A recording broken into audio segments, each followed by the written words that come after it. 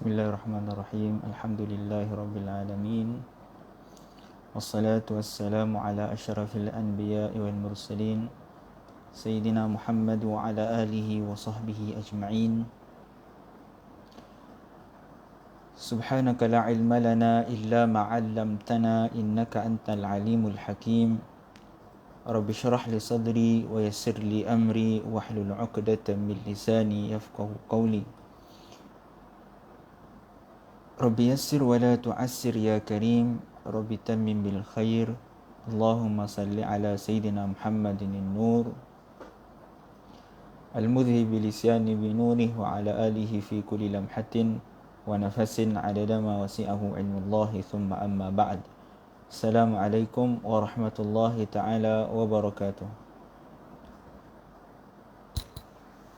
Alhamdulillah, bersyukur kita kehadrat Allah Subhanahu wa taala, kita dipertemukan lagi oleh Allah Subhanahu wa taala bagi bersama-sama kita membaca, mendengar hadis-hadis baginda sallallahu alaihi wasallam yang baginda sallallahu alaihi wasallam telah khabarkan kepada kita berkenaan perihal keadaan zaman kita hari ini.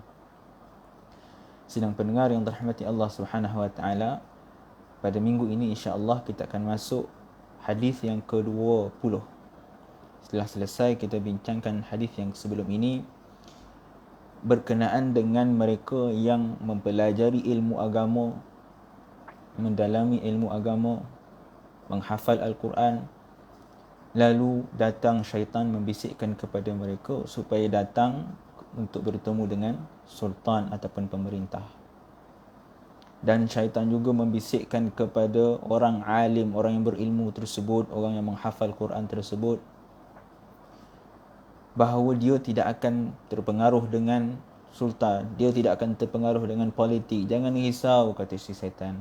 Kau pasti boleh menjaga dirimu daripada terjerumus ke dalam lembah politik yang tak baik, terjerumus ke dalam hal keduniaan, hatimu terikat dengan dunia. Kau jangan risau, kau belajar agama, kau hafal Quran, Quran dalam dada kau, kau takkan mudah terpengaruh, jangan risau.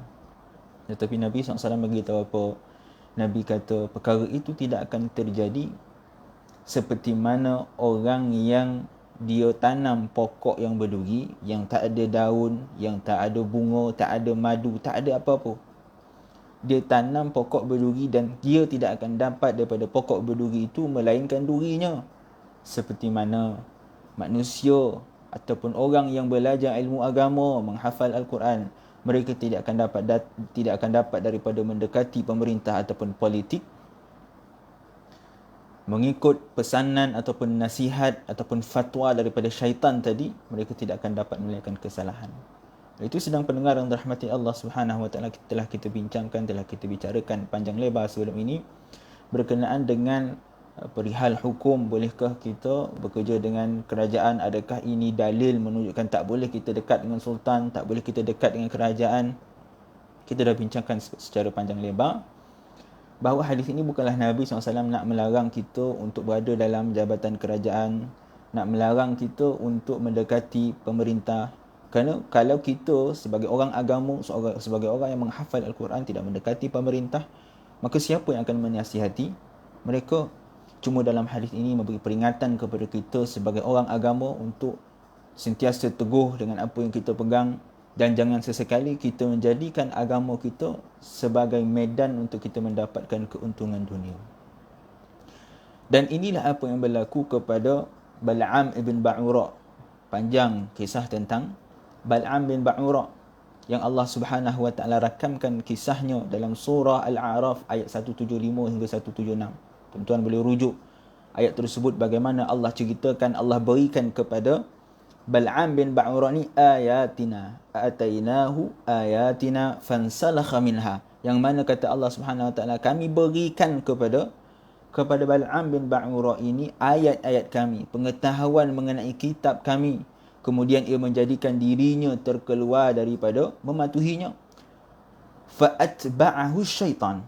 Maka ini yang Allah rakamkan dalam surah Al-A'raf, bagaimana syaitan akan mengambil kesempatan apabila orang agama, orang yang diberikan nikmat kelebihan oleh Allah Subhanahu wa taala untuk mendalami agama, apabila hatinya telah dipengaruhi dengan dunia, maka syaitan akan datang daripada belakang, menggodanya, membisikkan kepadanya supaya dia terus menjadi orang yang sesat, waliyadzubillah. Maka ini yang berlaku kepada Bal'am bin Ba'ura, yang Allah berikan kepadanya Ismul A'zam, yang ulama sebutkan sebagai Ismul A'zam, yang mana sesiapa yang berdoa menyebut Ismul A'zam dalam doanya, nescaya Allah akan perkenankan.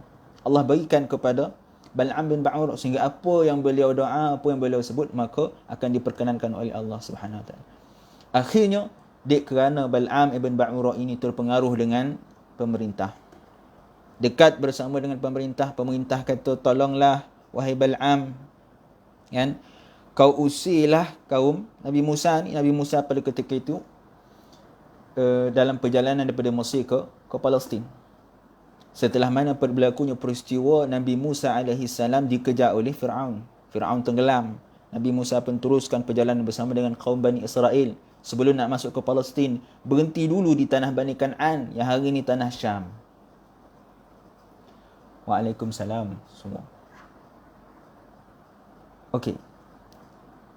Berhenti di Bani Kan'an. Di Bani Kan'an inilah ada Bal'am bin Ba'ura. Dan ketika mana Nabi Musa dan kaum Bani Israel berhenti di Bani Kan'an ini, maka orang yang ada di Bani Kan'an pada ketika itu risau.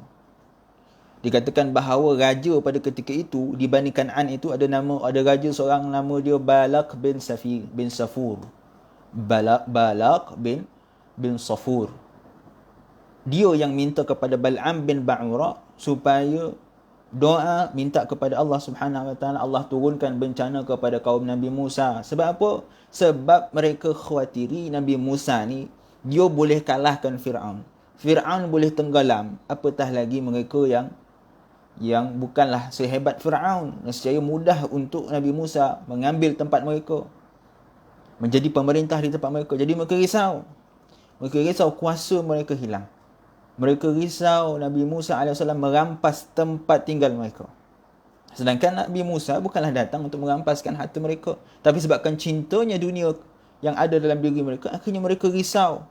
Mereka risau tak tentu pasal, minta kepada Bal'am bin Ba'ura doa supaya Allah turunkan bencana, turunkan bala kepada Nabi Musa. Panjanglah ceritanya. Akhirnya Bal'am bin Ba'ura, mula-mula dia tak nak diberikan harta, dia berikan segala-galanya, dia talak. Akhirnya ada riwayat mengatakan bahawa isterinya pengaruhi dia, raja ataupun pemerintah pada ketika itu, minta kepada isteri dia nasihat kepada Bal'am bin Ba'ura. Barulah akhirnya Bal'am bin Ba'ura mengikuti permintaan tersebut dan mendoakan akan perkara buruk untuk kaum Bani Israel dan Nabi Musa. Setiap kali Bal'am bin Ba'ura nak sebutkan perkataan yang buruk, nak doakan perkara yang tidak baik kepada kaum Bani Israel dan Nabi Musa, Allah Subhanahu Wa Taala mengalihkan lidah beliau sehingga beliau tidak mampu untuk menyebutkan, untuk mendoakan keburukan kepada Bani Israel. Maka ini keagungan Allah Subhanahu Wa Taala yang memiliki setiap lisan dan lidah manusia. Allah lah yang menggerakkan lidah manusia untuk apa yang kita sebutkan. Setiap perkataan zikir, sama ada baik ataupun buruk, maka akidah kita jelas menyatakan kesemuanya adalah daripada Allah Subhanahu Wa Taala. Cuma ulama akidah mengajarkan kepada kita untuk tidak menisbahkan perkara yang buruk kepada Allah Subhanahu Wa Taala. Itu sekadar secara adab. Tetapi hakikatnya sama ada perkara itu baik ataupun buruk, kesemuanya adalah daripada Allah Subhanahu Wa Taala.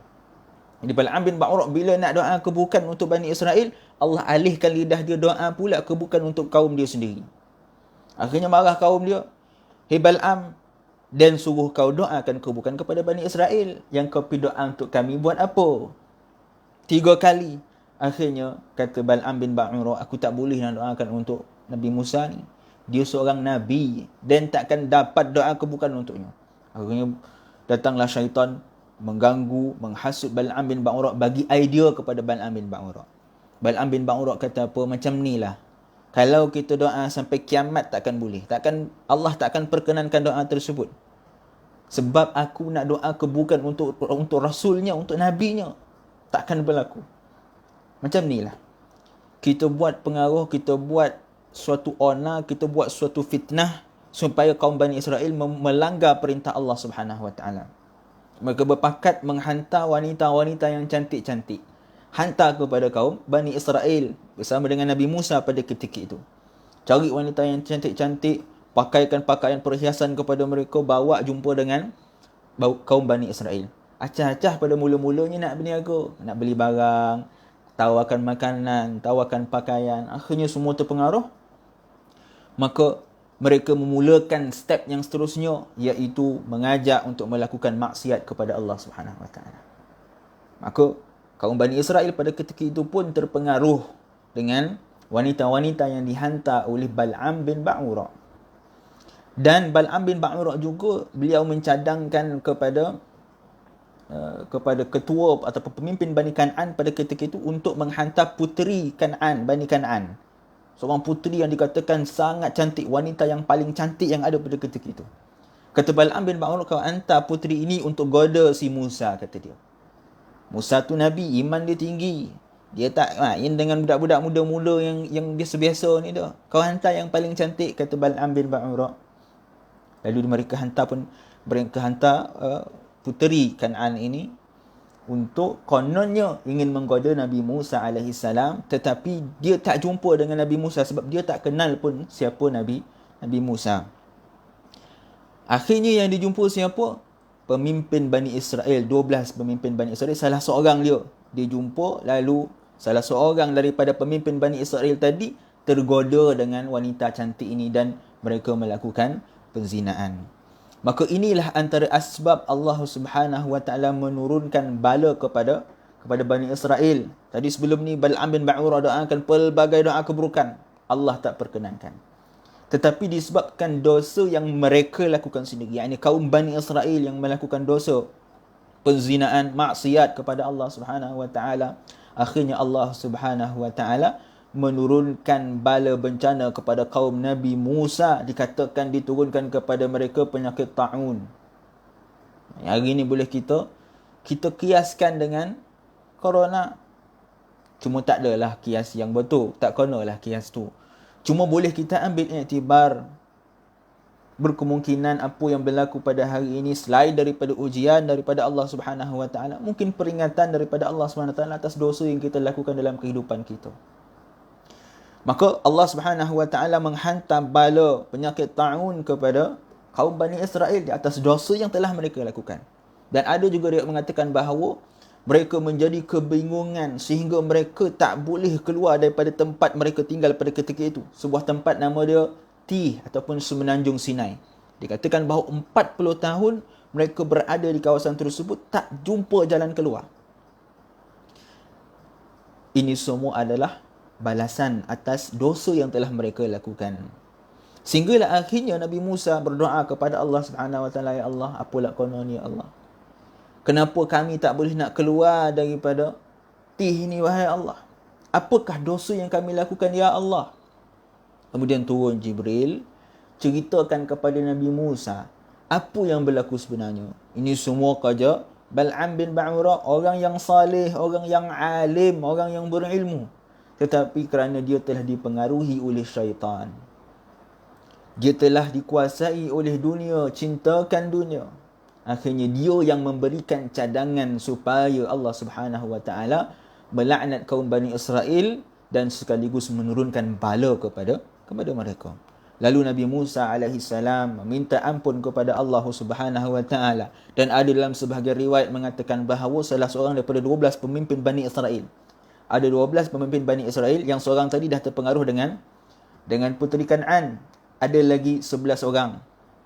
Ini Allah sebut dalam surah Al-Ma'idah, وَلَقَدْ أَخَذَ اللَّهُ مِيثَاقَ بَنِي إِسْرَائِيلَ وَبَعَثْنَا مِنْهُمْ 12 نَقِيبًا. Allah sebut dalam surah Al-Ma'idah bagaimana Allah memilih 12 orang pemimpin daripada kaum Bani Israel. Satu orang dah terpengaruh, ada lagi 11 orang. Daripada 11 orang ni tadi, mereka salah seorang daripadanya ambil basi, cucuk orang yang sedang berzina itu, kena masuk antara lelaki dan perempuan besi tersebut. Hukuman yang dikenakan oleh salah seorang pemimpin Bani Israel kepada pemimpin yang lain yang telah melakukan dosa, sehingga akhirnya Allah menurunkan bala kepada mereka. Bila dah dihukum lelaki yang berzina tadi dengan wanita, dengan puteri Kan'an tadi, barulah Allah Subhanahu Wa Taala mengangkat bala yang diturunkan kepada Bani Israel.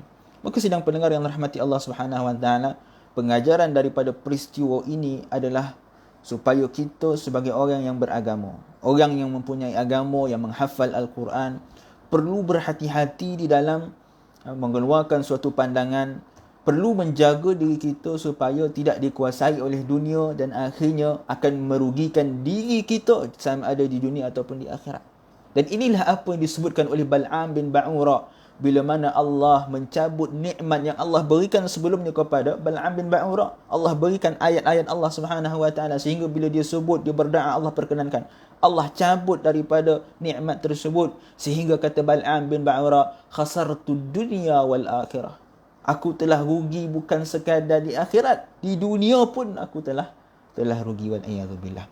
Sidang pendengar yang dirahmati Allah. Maka selesai kita hadis yang ke-19, maka kita masuk kepada hadis yang ke-20. Bismillahirrahmanirrahim. Qala al-mu'allif wa nafa'na bihi wa bi'ulumihi fid darain. Tuan-tuan yang ada buku boleh buka pada halaman 126.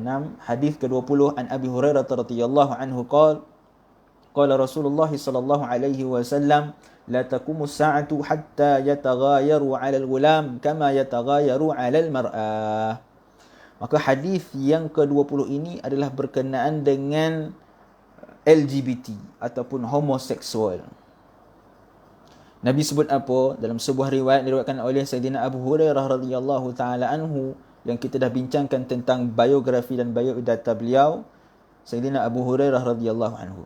Beliau kata Nabi SAW pernah bersabda, la taqumus sa'atu, tidak akan berlakunya kiamat hatta yataghayaru 'alal ghulami kama yataghayaru 'alal mar'ah. Kata Nabi SAW, tidak akan berlakunya kiamat sehinggalah para lelaki akan berasa cemburu di antara sesama lelaki seperti mana mereka cemburu terhadap wanita yang muda. Maka dalam hadis ini Nabi SAW bagi tahu kepada kita tentang tanda-tanda sebelum berlakunya kiamat. Apakah tanda yang akan sebelum berlakunya kiamat? Nabi kata tidak akan berlakunya kiamat sehinggalah lelaki berasa cemburu di antara sama lelaki. Kan? Hari ini banyak lelaki yang cemburu sama dengan lelaki. Kalau dulu lelaki cemburu pada wanita, orang yang dia sayang tiba-tiba keluar dengan lelaki lain, ataupun isteri dia keluar dengan orang lain, maka ada rasa cemburu. Sebab itu wanita lumrahlah apabila seorang lelaki rasa cemburu dengan wanita. Tetapi Nabi kata tanda berlakunya kiamat, lelaki akan berasa cemburu sesama lelaki. Bukan cemburu dengan perempuan lah, cemburu dengan lelaki. Maka kita lihat apa kata Sayyid Abdul Aziz bin Siddiq Al-Ghumari. Perkara ini juga telah terjadi pada zaman kita sekarang. Ini Sayyid Abdul Aziz nak ceritakan tentang zaman dia, zaman Sayyid Abdul Aziz ni, bagaimana keadaan liwat itu dah ada dah. Hari ni kita tak payah cerita dah lah. Kita semua sedia maklum. Saya dulu pun di sekolah banyak dengar kes tentang lelaki dengan lelaki. Kan? Maka kata Sayyid Abdul Aziz bin Siddiq Al-Ghumari, perkara ini juga telah terjadi pada zaman kita sekarang. Orang yang ditimpa dengan perbuatan liwat ataupun gay akan berasa cemburu terhadap orang yang dia lakukan perkara terkutuk tersebut, seperti mana rasa cemburunya orang yang jatuh cinta kepada kekasihnya yang merupakan seorang wanita muda. Kita sebut tadi, bagaimana seorang lelaki cemburu kepada wanita, tanda akhir berlakunya kiamat itu, Nabi kata lelaki pun rasa cemburu sama dengan lelaki. Kata Nabi SAW, kata Sayyid Abdul Aziz bin Siddiq Al-Ghumari, kami sendiri pernah melihat, ini cerita Sayyid Abdul Aziz, kita lihat apa yang disebutkan oleh Sayyid Abdul Aziz. Kami sendiri, yang Sayyid Abdul Aziz bin Siddiq Al-Ghumari, pernah melihat dan mendengar banyak perkara seperti ini. Ini zaman Sayyid Abdul Aziz, belum cerita zaman kita hari ini. Lagi teruk. Sekaligus menjadi bukti, kata Sayyid Abdul Aziz, bahawa sabitnya hadis ini. Ini yang kita bincangkan pada awal-awal kitab ini. Bagaimana realiti yang berlaku boleh mensabitkan sesebuah hadis. Apabila apa yang dikhabarkan dalam hadis tersebut jelas, real ataupun benar-benar terjadi pada zaman kita, maka itu boleh menjadi bukti akan sabitnya hadis tersebut daripada baginda sallallahu alaihi wasallam. Dan kata Sayyid Abdul Aziz, bahkan pernah terjadi ketika kami berada di Mesir. Ini ketika Sayyid Abdul Aziz belajar di Mesir. Kita dah bincang tentang biografi beliau, bagaimana beliau dan abang dan adiknya berada di Mesir menuntut ilmu di Al-Azhar. Kata Said Abdul Aziz, ketika beliau berada di Mesir, seorang pelajar yang belajar di Al-Azhar, di University Al-Azhar, telah menembak orang lain. Sebab apa? Kerana orang itu telah menyakiti teman lelaki istimewanya. Berlaku tembak menembak. Sebab apa? Sebab lelaki itu kacau laki dia. Ini lelaki ni, bukan lelaki kacau perempuan dia, tak. Lelaki kacau lelaki dia. Maknanya lelaki sesama lelaki ada hubungan istimewa. Bila orang lain kacau, marah punya pasal, ditembak orang tu. Ini kisah yang disebutkan oleh sendiri oleh Said Abdul Aziz bin Siddiq Al-Umari. Dan kata Said Abdul Aziz lagi, selain itu kami juga pernah mendengar di Tanjung. Ini tadi tu cerita di Mesir, di Al-Azhar. Cerita di Tanjung, di Morocco pula. Kata Said Abdul Aziz, di Morocco pula, tentang sekumpulan manusia yang telah berlaku antara mereka perkelahian, pergaduhan, berpunca daripada seorang lelaki yang setiap seorang daripada mereka mendakwa lelaki itu adalah khusus buatnya. Said Abdul Aziz khabar kan, dekat Morocco, dekat Tanjung, tempat tinggal Said Abdul Aziz bin Siddiq Al-Umari, ada sekumpulan manusia yang bergaduh, sekumpulan lelaki yang bergaduh. Bila tanya, apa sebab kau bergaduh? Kausan dia bergaduh sebab bergaduh dek seorang lelaki. Kita biasa dengar orang gaduh rebutkan perempuan, ataupun lelaki bergaduh perempuan bergaduh rebutkan lelaki. Tetapi kata Said Abdul Aziz, ada satu ketika lelaki bergaduh sesama lelaki, rebutkan lelaki. Sebab apa? Dia kata lelaki tu dia punya, kekasih dia. Ini lelaki ni, bukan perempuan. Dan kata Said Abdul Aziz, saya juga mengenali seorang pemuda yang memusuhi sahabatnya serta memulaukan mereka kerana sebab yang sama. Ada pula, kata Said Abdul Aziz, lelaki bergaduh dengan lelaki yang lain. Sebab apa? Yang lelaki lain tu kacau teman lelaki dia. Ni lelaki ni, bukan teman wanita, teman lelaki dikacaunya, akhirnya bergaduh. Maka inilah bukti menunjukkan bahawa sabitnya apa yang Nabi sebutkan tadi tentang tanda-tanda besar berlakunya kiamat. Dan kata Said Abdul Aziz lagi, bahkan telah menjadi terkenal dan diketahui umum bahawa lelaki daripada kalangan mereka akan membuat suatu perjanjian bertulis sesama pemuda tersebut seperti akad pernikahan. Ini lebih dahsyat lagi. Mungkin di Malaysia, saya sendirilah tak pernah dengar. Mungkin tuan-tuan pernah dengar tentang orang lelaki sama lelaki buat perjanjian bertulis. Kan? Kalau perempuan buat perjanjian bertulis tu biasa. Kita zaman sekolah dulu pun ada buat surat cinta kan. Tulis bercinta, buat perjanjian. Kalau putus, pulangkan balik hadiah yang telah diberi, contoh. Kan? Tetapi ini, lelaki buat perjanjian sesama dengan lelaki. Dan kata Said Abdul Aziz lagi, bukan sekadar perjanjian, lelaki itu juga akan memberikan nafkah kepada pemuda itu supaya pemuda itu terus menjadi miliknya seorang. Ini lagi dahsyat. Siap bagi nafkah. Seperti mana seorang suami berikan nafkah kepada isteri, seperti itu juga kata Said Abdul Aziz tadi, lelaki ini bagi nafkah kepada lelaki yang lain supaya kau jangan poi dengan orang lain. Kau dan punya, kata dia. Kau layan dan dia. Ini yang berlaku. Kata Said Abdul Aziz lagi, lebih teruk daripada itu disampaikan kepadaku, diceritakan kepada Said Abdul Aziz tentang sebahagian dari mereka yang membuat perjanjian dengan seorang kanak-kanak lelaki. Maka ini lebih dahsyat. Tadi kita cerita tentang orang yang besar-besar, orang yang dewasa. Kata Said Abdul Aziz lagi, kanak-kanak pun menjadi mangsa daripada perkara ini. Mereka menjadikan kanak-kanak sebagai teman istimewa mereka. Buat perjanjian, tulis, dan perjanjian ataupun surat itu ditulis dengan darahnya sendiri. La haula wala quwata illa billah. Sehingga ke tahap itu mereka menggunakan darah nak buktikan bahawa kau jangan poi dengan lelaki lain. Kau dan punya, kata dia. Maka perkara ini juga telah diberitahukan oleh baginda SAW dalam sebuah hadis yang diriwayatkan oleh Ad-Dailami daripada Sayyidina Abu Hurairah radhiyallahu taala anhu secara marfu'. Secara marfu' kita dah bincang apa dia maksud marfu', yakni apa yang dinisbahkan kepada baginda sallallahu alaihi wasallam. Maksudnya hadis ini disebutkan oleh baginda sallallahu alaihi wasallam, diriwayatkan oleh Sayyidina Abu Hurairah radhiyallahu taala anhu. Kata Nabi sallallahu alaihi wasallam, "Ya'ti 'alan nasi zamanun yatazawwajul ghulam kama tatazawwajul mar'ah." Kata Nabi sallallahu alaihi wasallam, akan datang suatu zaman, akan datang suatu masa yang mana lelaki akan berkahwin sesama dengan lelaki seperti mana lelaki berkahwin dengan wanita. Tuan-tuan, ini bukti mukjizat baginda sallallahu alaihi wasallam. Zaman Nabi tak berlaku pun perkara ini.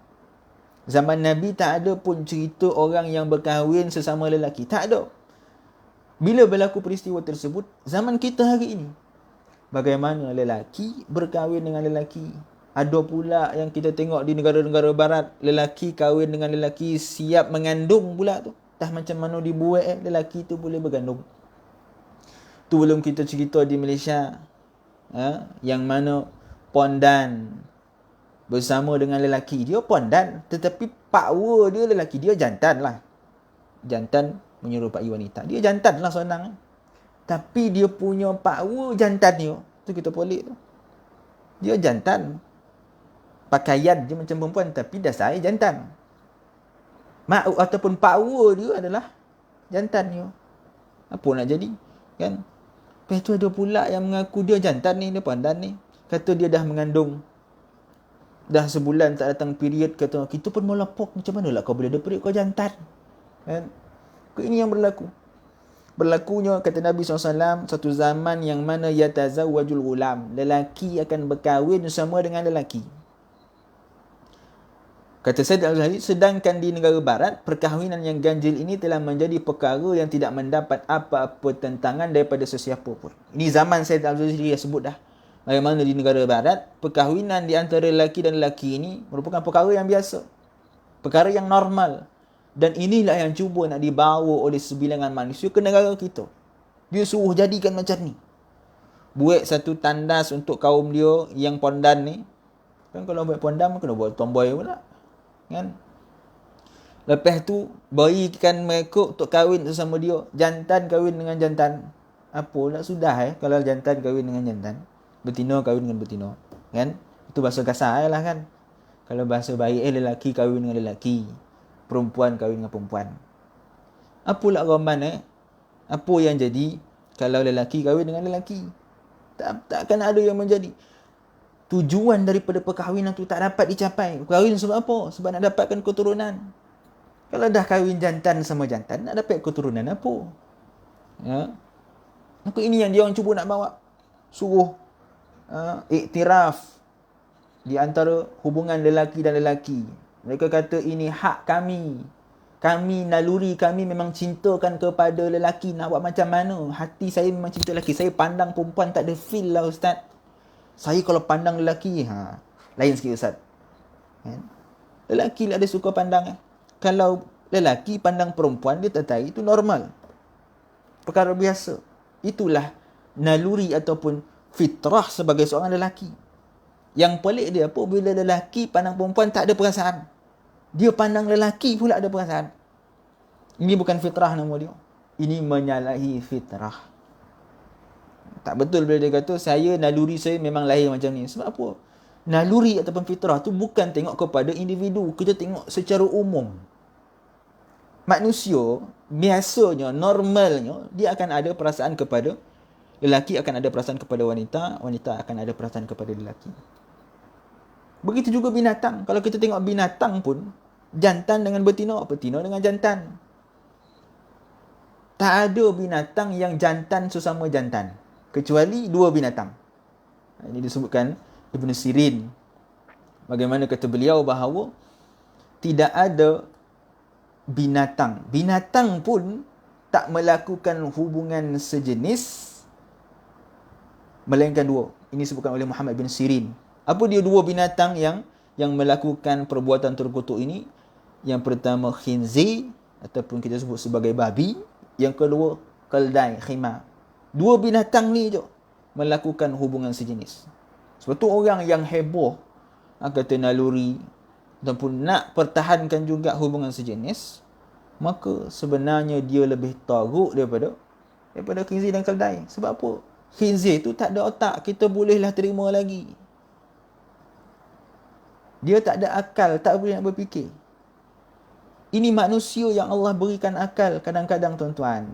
Yang terlibat dengan homoseksual, yang gay ni bukan orang biasa-biasa, orang yang terpelajar. orang yang terkenal, orang yang ada jawatan, mereka lah yang terpengaruh dengan benda ini. Sebab tu kita kata dia lebih teruk daripada binatang, lebih teruk daripada khinzir. Wal'iyadzubillah. Perkara liwat ini Allah rakamkan dalam Al-Quran dengan jelas, tuan-tuan. Tuan-tuan boleh lihat di dalam Al-Quran dalam surah Al-A'raf ayat 80 hingga 84. Bagaimana Allah ceritakan tentang perihal keadaan kaum Nabi Lut. Allah sebut walutan idh qala liqaumihi atatuna al-fahishata ma sabaqakum biha min ahadin. Kata Allah Subhanahu wa taala menceritakan tentang Nabi Lut alaihi salam yang mengatakan kepada kaumnya, idh qala liqaumihi, Nabi Lut kata kepada kaum dia, atatuna al-fahishata, adakah kalian mendatangi perkara fahsya, perkara yang keji, yang terkutuk. Allah menggunakan fahishah. Sama dengan Allah menggunakan ketika menjelaskan perbuatan zina. Allah sebut apa? Wala taqrabu zina innahu kana fahishatan wa sa'a sabila. Perkataan yang sama, yakni perbuatan yang keji juga Allah gunakan kepada perbuatan liwat. Dan Allah tambah lagi, ma sabaqakum biha min ahadin minal alamin. Kata Allah Subhanahu wa taala merakamkan bagaimana Nabi Lut alaihi salam menyatakan kepada kaumnya, adakah kalian, perkataan adakah ini bukanlah maknanya Nabi Lut tanya kepada mereka sebagai istifham. Tetapi makna dia apa? Patutkah kamu? Ini terjemahan yang paling tepat. Patutkah kamu melakukan perbuatan yang keji yang tidak pernah dilakukan oleh seorang pun daripada penduduk alam ini? Tak ada seorang pun sebelum daripada Nabi Lut AS melakukan perbuatan terkutuk ini. Tak ada. Dan Al-Imam Al-Qutubi rahimahullahu ta'ala anhu, beliau meriwayatkan bahawa makhluk pertama yang melakukan perbuatan terkutuk ini, perbuatan liwat ini siapa? Makhluk pertama yang melakukan perbuatan liwat ini adalah Iblis, la'natullahi alaih. Dialah makhluk pertama yang melakukan perbuatan liwat. Tapi dalam ayat ini kan Allah kata sebelum Nabi Lut tak ada yang buat. Kata ulama, yang Allah sebut dalam ayat ini, ma sabaqakum biha min ahadin minal alamin, maksudnya yang ada dekat bumi ini. Kaulah kaum yang pertama manusia yang melakukan perbuatan keji ini, kata Nabi Lut. Walaupun secara umumnya makhluk Allah Subhanahu wa taala itu ada, Iblis adalah makhluk pertama. Tetapi di bumi daripada kalangan manusia dan jin, kaum Nabi Lut lah makhluk pertama yang melakukan perbuatan keji tersebut. Perbuatan apa? Innakum lata'tuna ar-rijala syahwatan min dunin nisa. Kalian mendatangi lelaki, lelaki mendatangi lelaki. Ada isteri, ada anak, tetapi mereka tak bersama dengan isteri mereka. Mereka cari lelaki pula. Bal antum qaum musrifun, kata Nabi Lut. Kalian adalah kaum yang melampau. Sehingga panjanglah ceritanya bagaimana kaumnya menghalau kemuliaannya, menghalau Nabi Lut alaihi salam, marah kepada Nabi Lut. Dan akhirnya kaum Nabi Lut ini diturunkan bala oleh Allah Subhanahu wa taala. Nabi Lut alaihi salam ini, beliau merupakan keturunan Nabi Allah Ibrahim alaihi salam. Beliau beriman kepada Nabi Ibrahim dan kemudian beliau diutuskan kepada kaum Sadum ataupun kaum Sodom. Sebab tu bila orang melakukan perbuatan terkutuk ini disebutkan sebagai sodomi, berdasar daripada kaum Nabi Lut. Buruknya perbuatan mereka sehingga dinisbahkan perbuatan tersebut kepada kaum Nabi Lut. Sodom ni dia berada di Jordan, di Laut Mati. Macam mana boleh terjadinya Laut Mati tu, panjang cerita dia. Bagaimana Allah Subhanahu wa taala menurunkan bala kepada kaum Nabi Lut sehingga musnah 5 perkampungan, dan dikatakan antara perkampungan tersebut menjadi Laut Mati. Sebab tu Laut Mati tu masinnya tahap yang paling tinggi. Kod masuk terapung terus. Itulah pengajaran yang Allah nak berikan kepada kita, bagaimana Allah membalas kaum yang melampau. Kisah ini sangat menarik. Allah rakamkan dalam surah Hud bagaimana Allah Subhanahu wa taala mengutuskan Jibril untuk menurunkan bala kepada kaum Nabi Lut. Ayatnya panjang, tuan-tuan boleh rujuk dalam surah Hud ayat 77 hingga ayat 83. Bagaimana ketika malaikat datang kepada Nabi Lut alaihissalam, daripada jumpa dengan Nabi Ibrahim, malaikat Jibril, Mikail jumpa dengan Nabi Ibrahim, kemudian pergi pula jumpa dengan Nabi Lut. Sebab Nabi Lut anak buah kepada Nabi Ibrahim. Selesai jumpa Nabi Ibrahim, jumpa pula Nabi Lut, tetapi menyerupai dengan seorang lelaki yang tampan. Jumpa, datang, bertemu dengan anak Nabi Lut alaihissalam. Bila tanya dengan anak Nabi Lut, ada tak tempat tinggal? Mereka tak bagi tahu diri mereka malaikat. Mereka tak bagi tahu mereka nak jumpa dengan Nabi Lut, tak. Mereka kata dengan anak Nabi Lut, minta ada tak tempat tinggal. Kemudian anak Nabi Lut ini seorang wanita. Dia risau kalau kaum Lut ni jumpa lelaki yang tampan ni. Dia kata kalau kaum Lut ni jumpa, habislah lelaki ni. Dia tibai. Ketika itu mereka tak tahu itu adalah malaikat. Anak kepada Nabi Lut ini, bila nampak lelaki tampan ni, dia kata, kau tunggu sini dulu. Kau jangan pergi mana-mana dan pergi tanya abah dan dulu. Dia pun pergi beritahu kepada abah dia, wahai ayahku, Nabi Lut alaihissalam, ada lelaki yang tampan datang nak minta tumpang tempat tinggal. Dia kata, bawa datang sini. Supaya sebelum orang ataupun kaum Nabi Lut jumpa dengan mereka, bawa datang rumah ni. Allah rakamkan dalam ayat 77 surah Hud, walamma ja'at rusuluna lutan si'a bihim wa dhaqa bihim dhar'a wa qala hadha yaumun 'asib. Dan apabila datang utusan-utusan kami, ini malaikat-malaikat yang dihantar oleh Allah Subhanahu wa taala untuk bertemu dengan Nabi Lut alaihi salam, ia merasa duka cita dengan kedatangan mereka dan merasa tidak terdaya untuk mengawal mereka dari gangguan kaumnya, sambil berkata, ini adalah hari yang amat mencemaskan. Nabi Lut alaihissalam, apabila beliau mendapat tahu bahawa isterinya, yakni isteri Nabi Lut alaihissalam, dia nampak bila lelaki tampan ini masuk ke dalam rumah Nabi Lut, dia pula pergi beritahu dengan kaum Nabi Lut. Nabi Lut dah buat secara tersembunyi, beritahu kepada anak dia, kau jalan senyap-senyap sampai kat rumah ni, jangan beritahu dengan siapa-siapa. Pastikan tak ada orang nampak. Bila sampai dalam rumah, isteri kepada Nabi Lut sendiri yang belot kepada Nabi Lut. Dia pergi keluar rumah, dia pergi beritahu sekampung. Dia kata, kau nak tahu tak, dalam rumah Dan ada lelaki tampan. Kau nak, kau datang rumah Dan. Lalu datanglah kaum Nabi Lut mengelilingi rumah Nabi Lut alaihissalam. Sebab tu Nabi Lut kata apa? Ini adalah hari yang amat mencemaskan. Sehingga Allah rakamkan juga bagaimana Nabi Lut alaihissalam, sebabkan dia tak nak kaum dia mengganggu tetamu dia ni, Nabi Lut kata apa? Ya qaumi haula'i banati hunna atharu lakum.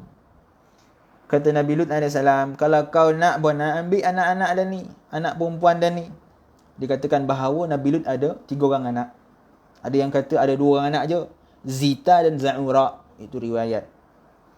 Tetapi Nabi Lut pada ketika ini, disebabkan baginda tak nak mereka kacau tetamu Nabi Lut ini, Nabi Lut kata apa? Ni anak-anak aku ada ni, perempuan yang suci, yang tak pernah disentuh. Perempuan yang baik, yang cun lagi.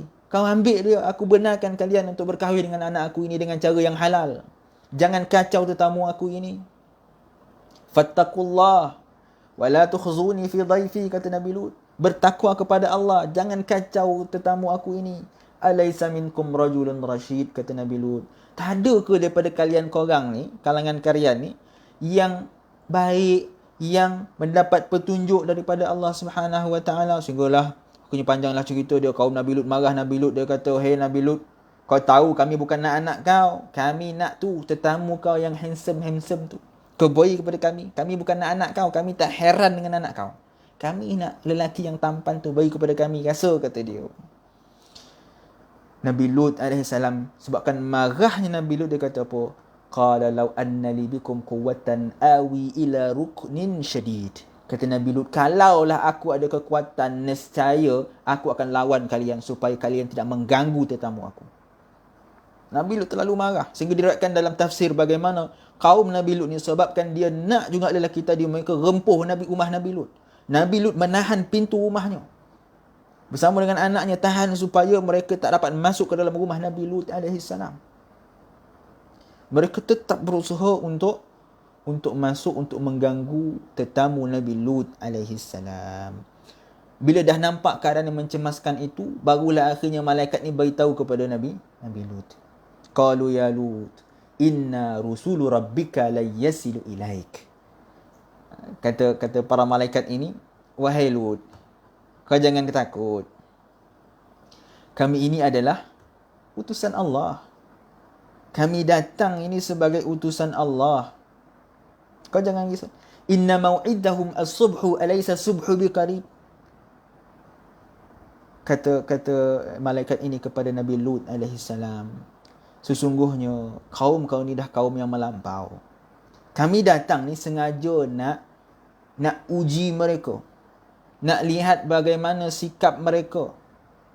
Perbuatan mereka yang melampau ni kami nak tengok sendiri.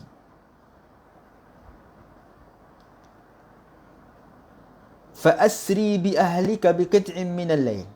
Malaikat ni tadi bagi tahu kepada Nabi Lut alaihi salam, wahai Lut, kau bawa ahli keluarga kau pergi keluar rumah ni. Pergi jauh-jauh, jangan dekat, jangan ada dekat kampung. Wala yaltafit minkum ahadan illa imra'atak. Jangan seorang pun daripada kalian berpaling, pandang belakang, fikir nak patah balik, nak duduk kat rumah, nak duduk kat kampung, nak kembali kepada kampung asal. Jangan pernah terfikir. Teruskan perjalanan, tinggalkan kampung ini.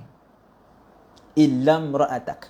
Ulama tafsir berbeza pendapat sama ada, adakah isteri Nabi Lut ni tak join sekali ketika Nabi Lut melarikan diri daripada perkampungan itu sebab malaikat nak turunkan bala ni. Ada yang mengatakan bahawa isteri dia tak ikut. Ada yang mengatakan bahawa isteri dia ikut. Tapi bila dah ikut sebabkan hatinya cintakan kepada dunia, cintakan kampung halaman, dia pandang belakang, akhirnya dia patah balik. Lalu kata malaikat tadi, innahu musibuha ma asabahum. Mereka akan ditimpa apa yang sepatutnya. Inna mau'iduhum as-subhu alaysa subhu biqarib. Kata malaikat tadi, sesungguhnya masa waktu mereka akan diturunkan bala oleh Allah Subhanahu Wa Taala adalah waktu subuh. Subuh ya habislah. Mereka akan lenyap. Dan kata malaikat kepada Nabi Lut alaihi salam dan ahli keluarganya, alaysa subhu biqarib. Subuh kanan dan akik ni kau pergi cepat. Falamma jaa amruna ja'alna 'aliyaha safilaha. Kata Allah Subhanahu Wa Taala, bila sampainya waktu yang telah dijanjikan oleh Allah Subhanahu Wa Taala, Allah menurunkan bala kepada kaum Nabi Lut. Ja'alna 'aliyaha safilaha. Diriwayatkan bagaimana Jibril alaihi salam dengan sayapnya yang besar masukkan di dalam tanah, angkat sehingga ke langit bumi tersebut. Bumi kaum Nabi Lut diangkat sehingga riwayat mengatakan bahawa ketika mana malaikat Jibril mengangkat tanah kaum Nabi Lut itu, terdengar bunyi-bunyi binatang, bunyi ayam, bunyi kambing di langit. Sebab apa? Sebab Jibril angkat bumi mereka untuk diterbalikkan. Ja'alna 'aliyaha safilaha. Kami jadikan yang atas ke bawah, yang bawah ke atas. Wa amtarna 'alaiha hijaratan min sijilin mandud. Dan kami turunkan kepada mereka air hujan, batu-batu dari tanah yang dibakar, menimpa mereka bertalu-talu. Musawwamatan 'inda rabbika wa ma hiya min zalimin wa ma hiya min adh-dhalimin biba'id. Kata Allah Subhanahu Wa Taala, batu-batu yang Allah turunkan kepada mereka itu ditandakan di sisi Tuhanmu untuk membinasakan mereka, dan ia pula tidaklah jauh dari orang-orang yang zalim. Mereka adalah orang yang zalim kepada Allah Subhanahu Wa Taala, lalu diturunkan bala oleh Allah Subhanahu Wa Taala sehingga musnah kaum Nabi Lut. Dikatakan bahawa dalam bala tersebut, ketika mana malaikat mengangkat tanah kaum Lut itu, 7 hingga ke 5 kampung telah diangkat sekali dan diterbalikkan oleh malaikat Jibril alaihi salam. Hancur mereka, lenyap. Tak ada seorang pun yang ditinggalkan oleh Jibril. Sebab tu tuan-tuan, perbuatan Lut adalah perbuatan yang sangat dikeji. Perbuatan yang sangat terkutuk. Dan ada sebahagian ulama mengatakan bahawa perbuatan kaum Lut ini bukanlah semata-mata lelaki dengan lelaki. Ada juga yang mengatakan bahawa perbuatan kaum Lut ini juga wanita dan wanita. Atau kita sebut sebagai bahasa moden kita lesbian. Wanita dan wanita, lelaki dan lelaki. Maka disebabkan perbuatan mereka ini, Allah Subhanahu Wa Taala menurunkan bala yang cukup dahsyat. Tuan-tuan, kalau kita melihat di negara kita sendiri, tuan-tuan, tak payah kita tengok kepada negara lain. Kita tengok negara kita sendiri. Berapa banyak berlakunya perbuatan liwat. Berapa banyak berlakunya perbuatan yang mungkar ini. Perbuatan yang dilaknat oleh Allah Subhanahu Wa Taala. Nabi sebut apa? La'anallahu man amila amala qaumi Lut. La'anallahu man amila amala qaumi Lut. La'anallahu man amila amala qaumi Lut. Kata Nabi SAW, Nabi ulang 3 kali. Laknat Allah ke atas mereka yang melakukan perbuatan kaum Nabi Lut. Laknat Allah ke atas mereka yang melakukan perbuatan kaum Nabi Lut. Laknat Allah ke atas mereka yang melakukan perbuatan kaum Nabi Lut. 3 kali Nabi ulang, laknat Allah ke atas mereka. Sebab itu tuan-tuan, hukuman bagi orang yang melakukan perbuatan kaum Nabi Lut ini sangat berat. Ada orang kata, oh tak, perbuatan yang ada hudud adalah zina. Sebab ada ayat Al-Quran, Az-zaniyatu waz-zani fajlidu kulla wahidin minhuma mi'ata jaldah. Ayat yang menjelaskan tentang hukuman hudud bagi pezina. Adapun liwat dia kata tak ada. Mana dalil hukuman bagi liwat? Tak ada. Sehinggalah berlakunya peristiwa ada kes liwat pada zaman pemerintahan Sayyidina Abu Bakar As-Siddiq radhiyallahu taala anhu. Pada zaman Sayyidina Abu Bakar ada seorang lelaki bernama Al-Fuja'ah. Fuja'ah ini dia telah melakukan perbuatan liwat. Pada zaman Nabi tak ada kes. Pada zaman Sayyidina Abu Bakar dia dah mula berlaku perbuatan liwat. Bila sampai berita itu kepada Sayyidina Abu Bakar As-Siddiq radhiyallahu taala anhu, beliau terus panggil para sahabat ahli syuranya. Panggil semua untuk berbincang macam mana kita nak buat dengan Al-Fuja'ah ini yang telah melakukan perbuatan kaum Lut yang dilaknat oleh Allah Subhanahu Wa Taala. Semua duk bincang bagi idea. Akhirnya Sayyidina Ali karamullahi wajhahu alaihi salam bagi idea. Dia kata apa macam ni lah.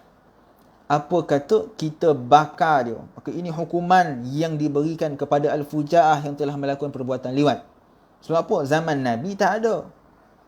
Tak pernah dijatuhkan hukuman bagi peliwat. Dan tidak ada dalil yang jelas tentang hukuman bagi orang yang liwat. Melakukan perbuatan liwat. Melainkan ada satu hadis yang dikatakan oleh Imam Tirmizi.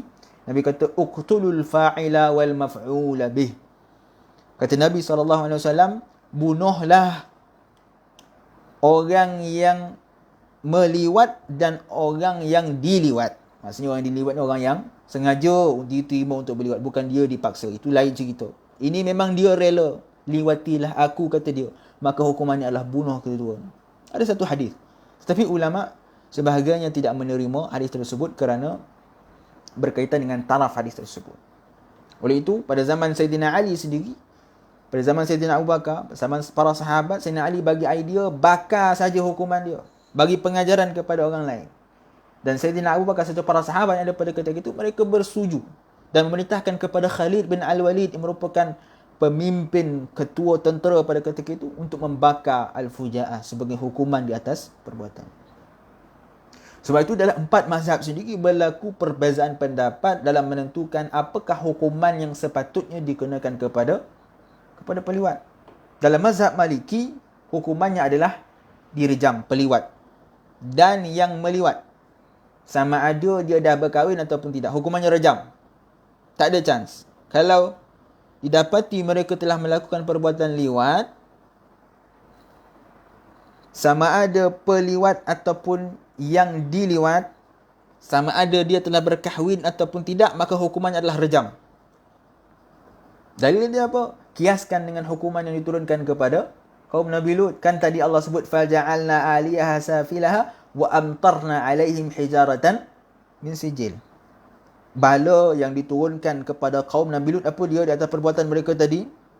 Walaupun ada banyak riwayat mengatakan bahawa sebenarnya kaum Nabi Lut ni dia bukan sekadar perbuatan homoseksual. Ada perbuatan lain yang telah mereka lakukan. Bukan sekadar sebabkan perbuatan itu sahaja. Ada lagi perbuatan lain, perbuatan yang terkutuk telah mereka melakukan, seperti membuat zalim, memfitnah dan sebagainya. Maka hukuman yang diberikan oleh Allah SWT ataupun bala yang diturunkan oleh Allah SWT adalah فَجَعَلْنَا عَلِيهَا سَافِلَهَا. Allah terbalikkan bumi kaum Nabi Lut. Dan وَأَمْطَرْنَا عَلَيْهِمْ hijarah. Dan kami hujani atas mereka dengan batu-batu daripada tanah yang dibakar. Maka menurut Imam Malik rahimahullahu ta'ala anhu, hukuman bagi peliwat ini sama seperti hukuman yang diturunkan oleh Allah SWT, iaitu direjam, baling batu sehingga mati. Dan diriwayatkan juga bahawa pada zaman Abdullah bin Zubair radhiyallahu ta'ala anhu, ada 7 orang yang telah melakukan perbuatan liwat. 4 daripada mereka, 7 orang ni zaman Abdullah bin Zubair. 7 orang melakukan perbuatan liwat, 4 daripada mereka telah berkahwin. 2 lagi belum kahwin. Apa hukuman dia? Abdullah bin Zubair menjatuhkan hukuman halau dari tanah haram dan direjam dengan batu bagi yang telah berkahwin. Maka daripada dalil ini digunakan dalam mazhab Maliki untuk hukuman rejam kepada peliwat. Dalam mazhab Hanafi kata apa? Hukumannya takzir. Sebab apa? Tak ada hukuman yang jelas, tak ada ayat yang jelas untuk menjatuhkan hukuman pada peliwat. Akhirnya hukumannya adalah takzir. Takzir ni apa? Hukuman ditentukan oleh pemerintah. Dengan syarat hukuman takzir tersebut tak boleh sampai kepada hukuman zina. Hukuman zina apa? Kalau berkahwin, hukumannya adalah rejam. Kalau belum berkahwin, sebat 100 kali dan buang negeri. Ini hukuman zina. Dalam mazhab Hanafi, hukuman bagi peliwat adalah takzir dan ta'zir dan tak boleh lebih daripada hukuman zina. Melainkan, kecualilah kalau diorang ni dah buat berkali-kali. Tak faham bahasa. Dah dihukum berkali-kali, tetap melakukan, tetap cari jantan, tetap cari lelaki, maka hukumannya adalah bunuh pada ketika itu menurut mazhab Hanafi. Walaupun ada juga pendapat dalam mazhab Hanafi sendiri, seperti mana disebutkan oleh Abu Yusuf dan Muhammad Hasan Asy-Syaibani, mengatakan bahawa hukumannya sama dengan hukuman zina. Dan kalau dia melakukan secara berulang, maka dia boleh dibunuh, dibakar, ataupun dibunuh di dalam runtuhan, ataupun dalam mazhab Hanafi boleh juga dihukum sebagai penjara seumur hidup, ataupun sehingga dia bertaubat. Penjara, bukan penjara sekadar 5 tahun macam kita. Kita 5 tahun, keluar dia boleh lagi. Dalam mazhab Hanafi, hukumannya penjara seumur hidup. Melainkan dia kata dia dah taubat dah dan tak nak buat dah, sarik dia dalam penjara ni, barulah dia boleh keluar. Dalam mazhab Syafi'i, kita tengok mazhab orang lain, kita tengok mazhab kita. Kalau mazhab Syafi'i, maka hukumannya sama macam hukuman zina. Kalau berkahwin, rejam. Az-zanatu wa-zani fajlidu kulla wahidin minhuma mi'ata jaldah. Wanita yang berzina dan lelaki yang berzina, maka hukumannya adalah fajlidu kulla wahidin minhuma mi'ata jaldah. Maka hukumannya adalah sebatan sebanyak 100 kali. Ini bagi orang yang belum berkahwin, sebatan 100 kali. Adapun hukuman bunuh bagi mereka yang telah berkahwin dan melakukan penzinaan, maka dalilnya adalah berdasarkan sebuah ayat yang telah mansukh. Nasnya. Ayat yang telah dimansuhkan di dalam Al-Quran. Tuan-tuan cari takkan jumpa. Tetapi kata Sayyidatina Aisyah, ayatnya pernah ada tetapi telah dinasahkan dan hukumnya masih ada. Yang hukum bunuh bagi mereka yang telah berkahwin dan melakukan zina masih ada. Cuma ayatnya telah dinasahkan. Itu dibincangkan secara panjang lebar dalam perbahasan fiqh dan ulumul Quran. Okey, itu dalam mazhab Syafi'i. Dan ada juga pendapat dalam mazhab Syafi'i kata hukuman bagi orang yang melakukan liwat adalah rejam. Tak kira lah sama ada dia dah berkahwin ataupun belum, rejam. Sama macam mazhab Maliki tadi. Dan Al-Imam Al-Ghazali sendiri, beliau ada meriwayatkan dalam kitab Al-Wajiz beberapa pendapat, antaranya hukumannya adalah bunuh, rejam, ta'zir dan seperti hukuman zina. Maka ini pendapat-pendapat yang disebutkan oleh Al-Imam Al-Ghazali sendiri, dan pendapat itu dinisbahkan kepada Al-Imam Asy-Syafi'i rahimahullahu ta'ala anhu. Itu hukuman secara asasnya. Tapi di Malaysia kita tak ada hukuman hudud. Kita ada hukuman undang-undang syariah. Dan undang-undang syariah kita sendiri ada hukuman bagi mereka yang melakukan perbuatan luar tabi'i ni. Perbuatan liwat. Mengikut Akta 559. Akta Kesalahan Jenayah Seksyen 25. Liwat. Sesiapa yang melakukan liwat, dia boleh dihukum dengan denda tidak melebihi 5,000. 5,000 tuan-tuan. Biasanya yang homoseksual ni tuan-tuan, kita tengok dia berjaya tuan-tuan. Kaya raya. Kalah kita yang tak buat macam dia. Dia buat lah kaya raya. dengan kereta, dengan rumah, denda 5,000 kan. Ataupun dia dipenjarakan selama tempoh tidak melebihi 3 tahun. Tak boleh lebih daripada 3 tahun penjara. Ataupun disebat tidak melebihi 6 sebatan, atau dihukum dengan mana-mana kombinasi hukuman itu. Ini perundangan syariah kita di Malaysia. Sebab tu ada usaha untuk meningkatkan sikit hukuman ni. 5,000 ya tuan-tuan. 5,000 tu celah gigi dah boleh keluar. Hari ni dia bayar, esok dia break lagi. Kan? Sebab tu ada RU 355 yang cuba nak naik sikit. Penjara tidak melebihi 30 tahun. Baru dia tahu duduk dalam penjara tu tak melebihi 30 tahun. Ataupun denda tak melebihi 100,000. Bagilah 100,000, ni 5,000 kan. Ataupun sebat tidak melebihi 1 kali. Ditingkatkan sikit. Cuma RU 355 ni masih dalam proses. Doalah moga-moga ia berjaya. Maka ini semualah perbuatan kaum Nabi Lut yang telah dilaknat oleh Allah Subhanahu Wa Taala yang kita kena jauhkan. Hukuman dalam Islam kita sendiri ada hukuman yang jelas, yang cukup berat kepada pelaku ni. Okey, kita tengok balik apa disebutkan oleh Sayyid Abdul Aziz dalam kitab ni. Jauh benar kita pergi kan. Baginda SAW tidak pernah meninggalkan daripada sebesar-besar perkara sehinggalah sekecil-kecil perkara. Dan Nabi SAW tak meninggalkan perkara-perkara tersebut daripada zaman baginda SAW sehinggalah akan berlakunya kiamat. Semuanya Nabi akan beritahu kepada kita. Semuanya Nabi akan khabarkan kepada kita. Dan apa yang Nabi khabarkan itu kesemuanya benar-benar terjadi. Tanpa syak lagi. Kesemua itu akan terjadi dan telah pun terjadi pada zaman kita. Dan Nabi SAW juga pernah sabda apa? Akhwafu ma akhafu ala hadhihi al-ummah amal qaumi Lut. Nabi SAW dah pesan lah. Nabi kata apa? Benda yang dan paling takut, benda yang paling dan risau adalah amalan perbuatan kaum Lut. Kata Nabi SAW, aku cukup risau dengan umatku daripada melakukan perbuatan kaum Nabi Lut. Dan baginda juga sebut apa? La taqumus sa'atu hatta tud'a ru'usu aqwamin bikawakibin minas sama' bistihlalihim amala qaumi Lut. Kata Nabi SAW dalam hadis yang lain, tidak akan berlakunya kiamat sehinggalah ditimpakan ke atas pemimpin-pemimpin kaum dengan bintang-bintang daripada langit disebabkan mereka menghalalkan perbuatan kaum Lut. Ini janji baginda SAW bagi mereka yang ada cita-cita untuk menghalalkan perbuatan kaum Nabi Lut. Nabi kata apa?